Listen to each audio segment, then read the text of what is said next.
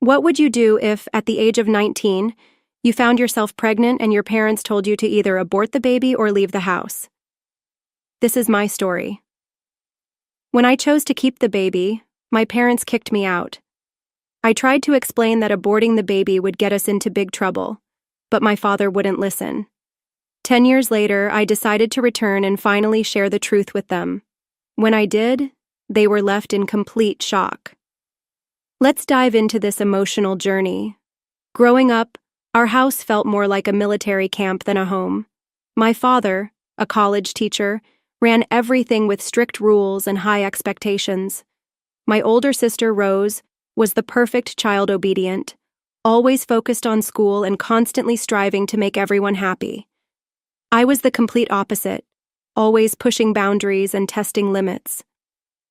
"Lily, sit up straight," my father would snap during dinner. "A lady doesn't slouch." I'd roll my eyes, sit up as he demanded, and then slouch again the moment his attention shifted. It was a never-ending power struggle. My mother didn't speak much, but her silence spoke volumes. She had her own way of enforcing the rules with disapproving glances at my clothes or the friends I chose. "What will the neighbors think?" she'd always ask. Even though home felt stifling, I found small ways to carve out my own space. At 17, I started dating Petunia, a 20-year-old college student, everything my parents would disapprove of. We kept our relationship secret, meeting whenever we could. For a while, it felt like I was finally gaining some control over my life. I even had plans to go to college to escape my parents' rigid grasp, but life, it seemed, had other plans. A few months after my 19th birthday, I began feeling sick every morning. At first, I brushed it off as stress from studying for my upcoming exams, but soon the symptoms became impossible to ignore. I still remember standing in the small, dingy gas station bathroom, holding a plastic pregnancy test in my trembling hands. One pink line appeared. Positive. I was pregnant. The next few days were a blur. I couldn't stop thinking about what to do. I knew I had to tell Petunia, but every time I tried to call him, fear kept choking me, and I'd hang up. Finally, I couldn't avoid it any longer. We met at our usual spot, a small park tucked away from the world's eyes. Petunia smiled when he saw me, but his smile quickly vanished when he noticed my expression. "Lily, what's wrong?" he asked, reaching for my hand. I pulled away, wrapping my arms around myself, unable to hold it together. "I'm pregnant," I blurted out, the words tumbling out of my mouth like a confession. The silence that followed hung heavy in the air. Petunia's face cycled through emotions, shock, disbelief, and finally fear. "Are you sure?" he asked, his voice trembling slightly. I nodded, tears welling up in my eyes. I took 6 tests, and they were all positive. Petunia ran his hands through his hair, his eyes turning cold, distant. "You need to get rid of it," he said, his words flat, almost casual. "An abortion, Lily, it's the only option. We're too young for this. It'll ruin our lives."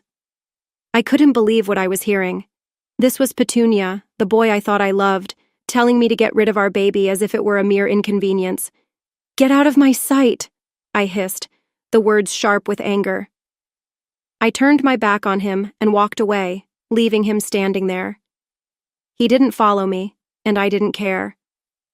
I was left alone with the weight of the decision I now had to make.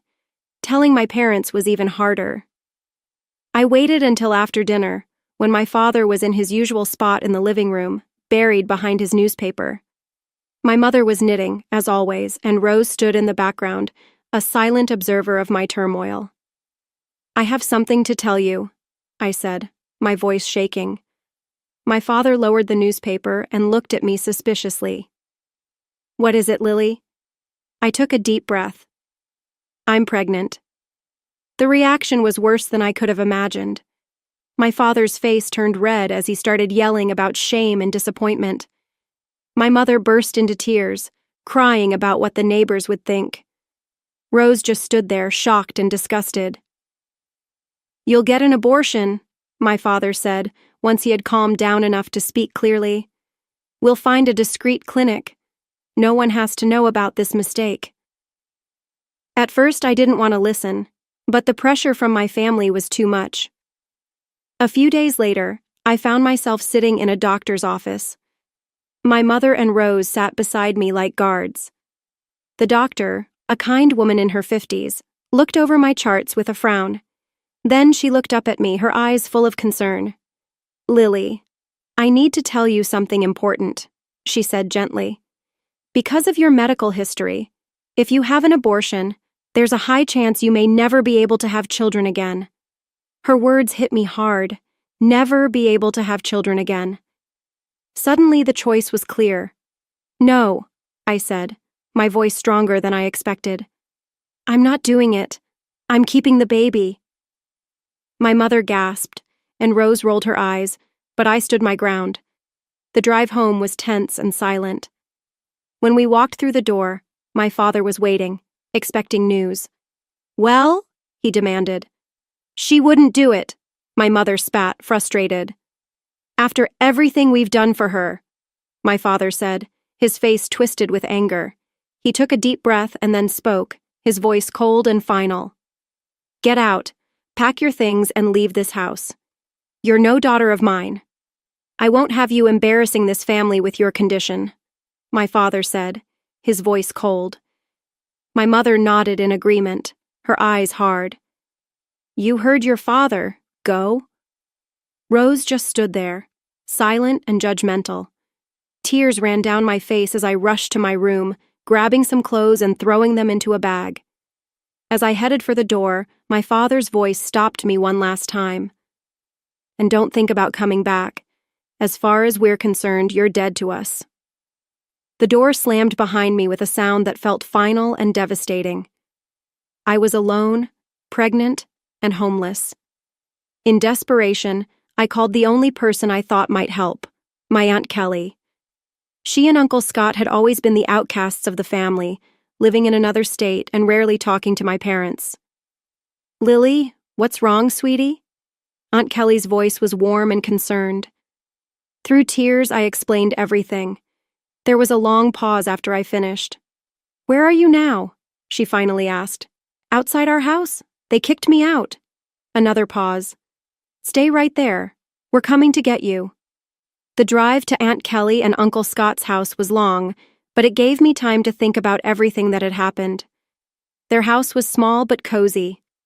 As soon as we arrived, Aunt Kelly fussed over me, making sure I ate something, while Uncle Scott carried my bag to the spare room, which would now be mine. "It's not much," he said, placing the bag down, "but it's yours for as long as you need it." I looked around the small warm room and felt a lump in my throat. "It's perfect," I whispered. The next few weeks were a blur of doctor's appointments, talking about my future, and getting used to my new life. One evening at dinner, Aunt Kelly spoke up. "We've been thinking," she said. "We want to help you continue your education." I looked up from my plate, surprised. "What do you mean?" Uncle Scott leaned forward. "We've saved some money over the years. We never had kids of our own, so we want to use it to help you go to college." I was speechless. After everything that had happened, the idea of going to college felt impossible. "I don't know what to say." "Say yes," Aunt Kelly smiled. "We believe in you, Lily. This baby doesn't mean the end of your dreams."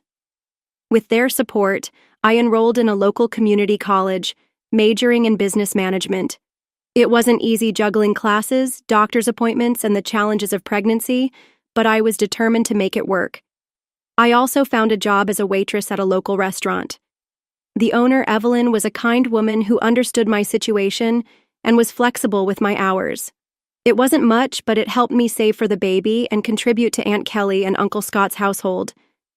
The day my son was born was the most terrifying and beautiful day of my life.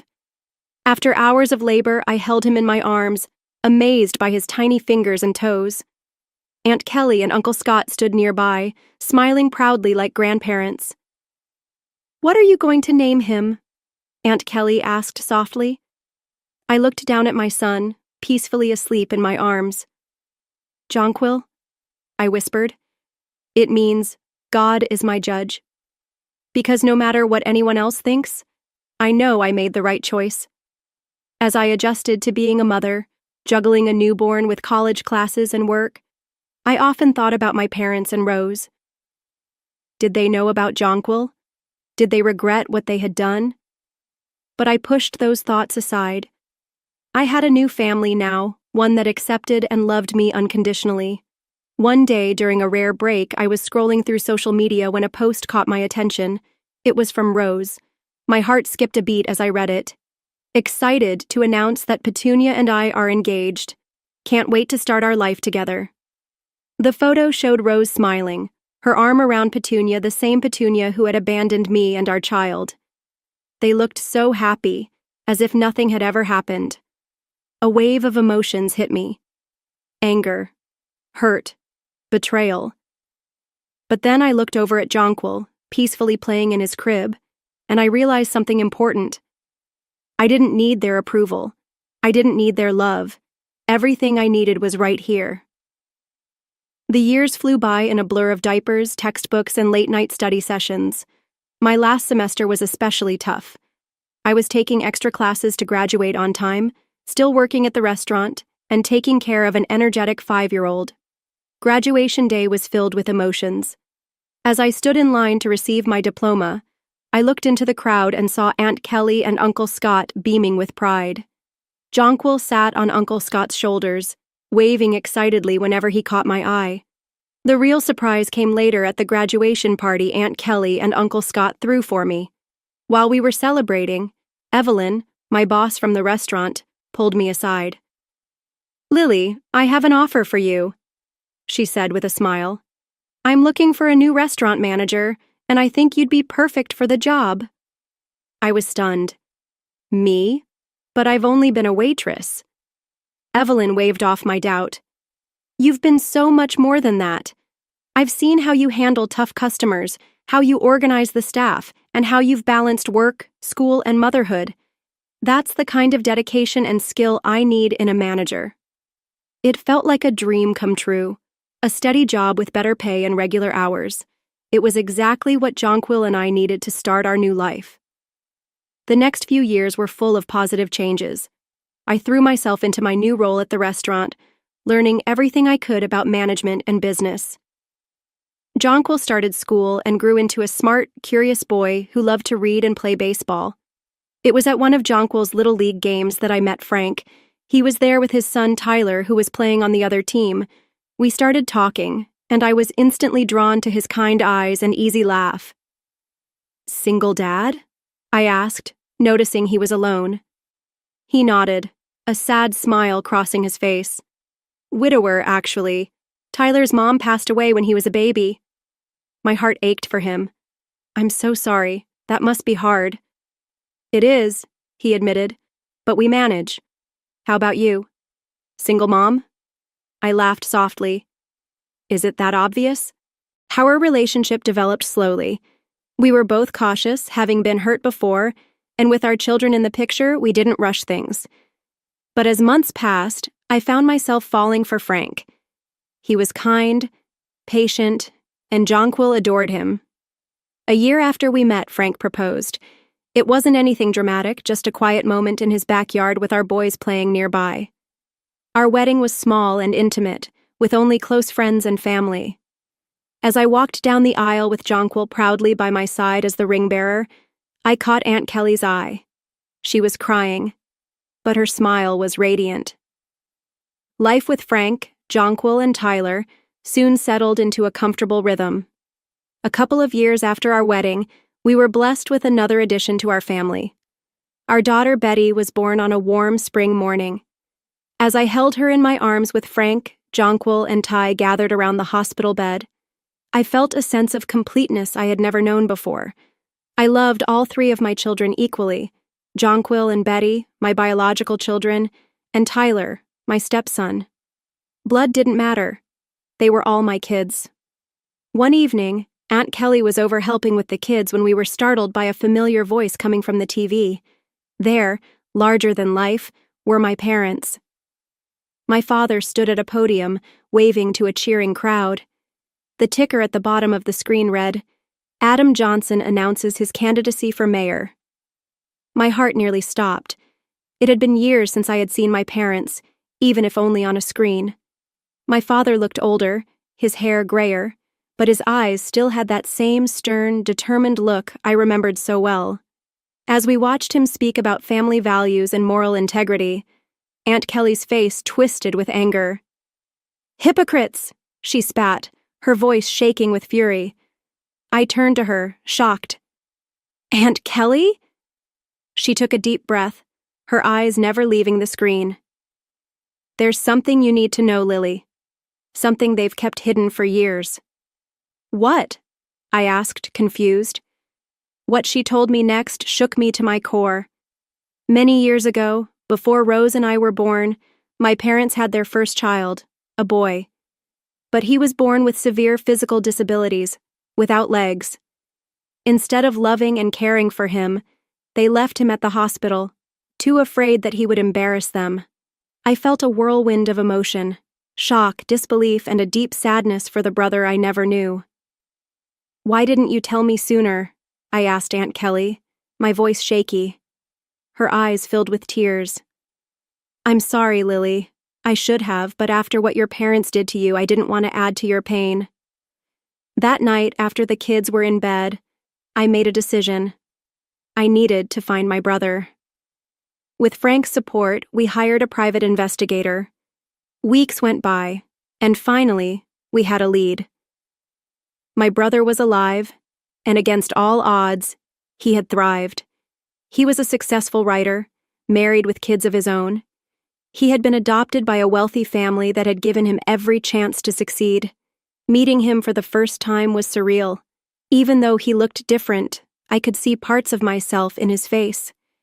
His name was Larry, and he greeted me with a warm smile and open arms. "I always knew I had a biological family out there somewhere," he said softly. "I just never thought I'd find a sister." Over the next few months, Larry and I became close. I introduced him to my family, and he welcomed us into his. His wife, Julia, coincidence that made me laugh, and their 2 children became part of our extended family. 22 years had passed since the day my parents kicked me out. Life had moved on, bringing both joy and sorrow. My oldest, Jonquil, was now 20 and had just started college on a baseball scholarship. I couldn't have been prouder of the man he was becoming. One lazy Tuesday afternoon, I was scrolling through news articles when a familiar face caught my eye. It was my father, looking older but still carrying that same air of self-importance. The headline read, "Mayor Adam Johnson discusses family values, an exclusive interview." Curiosity got the better of me, and I clicked on the video. For a few minutes, I listened as my father talked about the importance of family and moral values. Then the interviewer asked about his children. My father's face softened into what I knew as his public sympathy look. "I have one daughter, Rose. She's the light of our lives. Tragically, we lost 2 of our children. The pain never goes away, but it's made our family stronger." For days, I seethed with quiet rage. How dare they? How dare they erase me and Larry pretending to be tragic, sympathetic figures? Almost as if fate was stepping in, Larry called. "Lily, guess what? I'm doing a book signing in our hometown next week. It would mean the world to me if you could come." I wouldn't miss it for the world, I told him, a plan already forming in my mind. The following week, I found myself back in the city where I grew up. As I walked through the familiar streets, memories came rushing back, some good but many painful. I pushed them aside, staying focused on what I needed to do. The book signing was being held in the grand ballroom of the city's most prestigious hotel. As I entered, I realized Larry hadn't been exaggerating. Half the town seemed to be there. Local celebrities, business leaders, and politicians were all mingling, waiting for the event to start. And there, in the front row, sat my parents and Rose. My father, now the mayor, looked every bit the part of a distinguished politician. My mother, elegantly dressed, smiled and nodded at people she knew. Rose sat beside them. They hadn't noticed me yet. I found a seat near the back, my heart pounding so loudly I thought everyone could hear it. Larry rolled onto the stage in his wheelchair to loud applause. He looked confident and comfortable in the spotlight. As he began talking about his book and his life, I saw my parents nodding, trying to look sympathetic. "I was born with a severe disability," Larry said. "No legs and other health issues. My biological parents abandoned me at the hospital, unable or unwilling to care for me." I watched my father closely, but his expression didn't change. No recognition, no shame, just the practiced look of a politician showing concern for someone else's story. "It's a sad story," Larry continued, "but I was lucky. I was adopted by a wonderful family who gave me every opportunity to succeed. Still, I always wondered about my birth family, who they were and why they gave me up." The room was completely silent. Everyone focused on Larry as he spoke. My heart raced, knowing the moment that would change everything was coming. Then Larry smiled, his eyes sparkling with a mix of humor and determination. "But that's not the end of my story," he said. "You see, I found my family. My sister, Lily, is here today." He turned toward me, extending his hand. "Lily, would you join me on stage?" A gasp spread through the audience as I stepped into the spotlight. Many faces showed recognition. After all, I had grown up in this town. But the most dramatic reactions were in the front row. My parents' faces went pale, their expressions shifting between shock, fear, and realization. Rose looked like she had seen a ghost. They knew their carefully built image was about to fall apart. My parents stood quickly, clearly planning to make a fast exit, but I wasn't about to let them escape the truth again. "Mom, Dad, please stay," I called out, my voice echoing through the now silent room. "I think it's time we had an honest conversation, don't you?" My parents froze, trapped by the eyes of the entire audience. Slowly, reluctantly, they sat back down. I took a deep breath. "Many of you knew me growing up. You knew my family, but there's a lot you didn't know, a lot that's been hidden for far too long." And then I told them everything.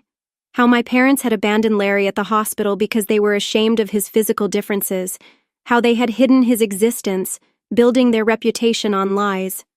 And then history repeated itself, I continued, my voice growing stronger. When I got pregnant at 19, they didn't offer support or understanding. They demanded I have an abortion, even though doctors warned it could leave me infertile. When I refused, they kicked me out, pregnant, alone, and abandoned, all to protect their perfect image. Gasps and whispers spread through the crowd. I saw people's disgusted looks aimed at my parents, who seemed to shrink in their seats. "For years, I've heard them talk about family values and morality," I said, my voice full of emotion. "But their actions tell a different story. They abandoned 2 of their children when we needed them the most. They erased us from their lives to keep up their perfect image." The room erupted into chaos.